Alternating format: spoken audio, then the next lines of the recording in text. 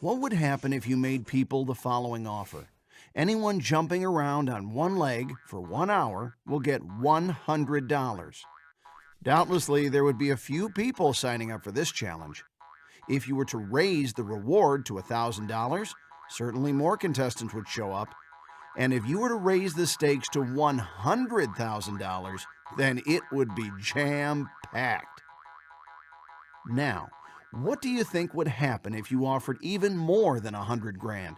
And let's say people didn't even have to jump around on one leg to get it. What would happen? Well, actually, this has already been tried, and the result is always the same. Only a few people come. Sounds strange, but it's true. This is exactly what happens at Holy Mass. At Holy Mass, we are offered Holy Communion. And Holy Communion is worth way more than many buckets full of gold. Christ Himself is present in Holy Communion, making it priceless and infinitely precious. No jumping on one leg required. So if there's a lot of room at churches these days, then it's obviously because many Catholics have no clue of what Holy Communion actually is. They have no idea what they are missing. So, what is Holy Communion? At the Last Supper, Jesus took bread and wine and spoke the words, "This is my body," and "This is my blood."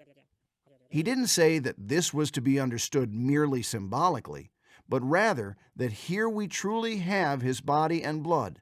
The Gospel of John, chapter 6, makes this very clear. Now, Jesus instructed the apostles to do this in memory of Him, and this is what the Church does to this day. In Holy Mass, the gifts of bread and wine are transformed on the altar.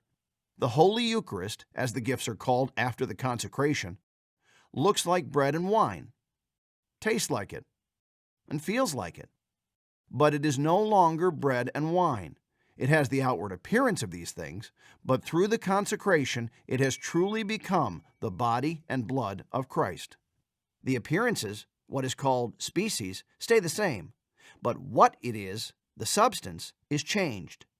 Because of this, the transformation that happens at Mass is called transubstantiation, and the presence of Jesus under the appearance of bread and wine is called the real presence.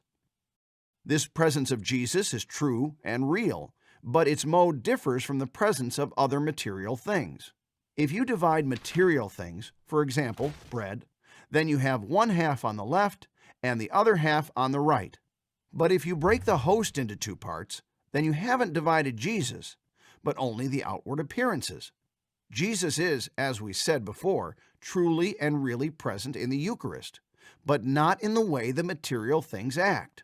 Rather, He is truly and wholly present in every part, right down to the thinnest particles, and therefore He can also be present at the same time in the whole world at every Mass.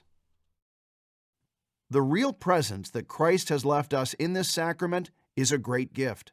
He didn't have to do this, but in giving Himself to us under the appearance of something to eat and drink, He shows us that He is the one who truly nourishes us, strengthens our soul, and gives us growth.